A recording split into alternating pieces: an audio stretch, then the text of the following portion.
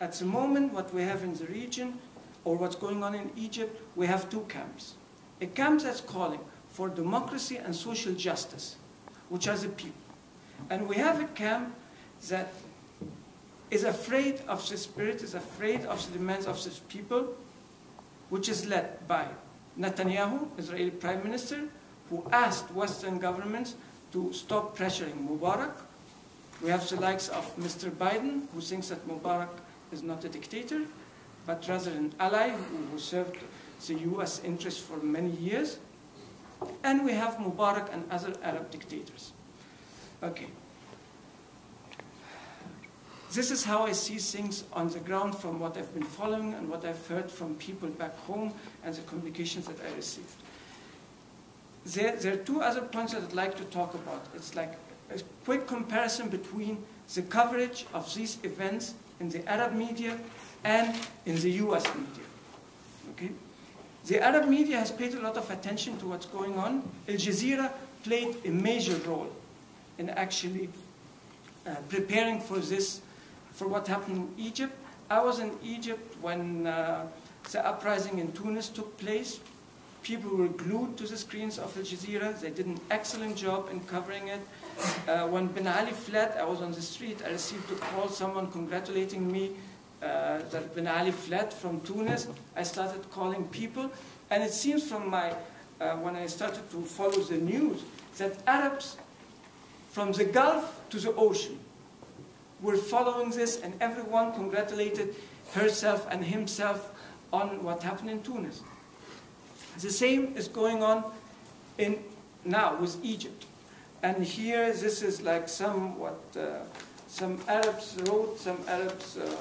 wrote on the internet. And let me just read one. Somebody saying, "This is your day, Egypt. Don't let down our beloved leader, Nasser, and let Hosni Mubarak follow Sadat to the dustbin of history." The second thing that I believe that's going on, that we might be, it's not for sure, but we might be witnessing what we can call a third wave of pan-Arabism. This time it's based like in the second wave, which Professor Chilvitz was talking about, which was led by Nasser, where Nasser was the main figure. The movement had three slogans: freedom, socialism, unity. Freedom meant freedom from colonialism. This time, freedom, when people call on freedom, they're talking about democracy, which is something different, which might signal a different orientation to the entire movement. The fact that some protesters from Tunis sent what they consider to be advices and tips for demonstrators to Egypt to follow, people are starting to exchange experiences and tactics, which is very important. When I compare this to the coverage that I followed in American media, the other day I was talking to a friend of mine who's a student here, Raslan, and he was saying that what's going on in Egypt at the moment is a major challenge to Orientalism and to Middle Eastern studies, similar to the ones that realism faced after the collapse of the Soviet Union. Personally, after following this, I noticed also that Orientalism is not just in crisis, but it's also a type of pathology that clouds the minds and the vision of those who subscribe to it. In the American media, including progressive media like Democracy Now!, the main question was, who is next? Not what is next. Who is next? This builds on this idea of Oriental despotism, that you need to have a strong man who will rule this place. But what's going on now is not about replacing Mubarak with Omar Suleiman, with whoever. It's about replacing a dictatorship with a democratic system.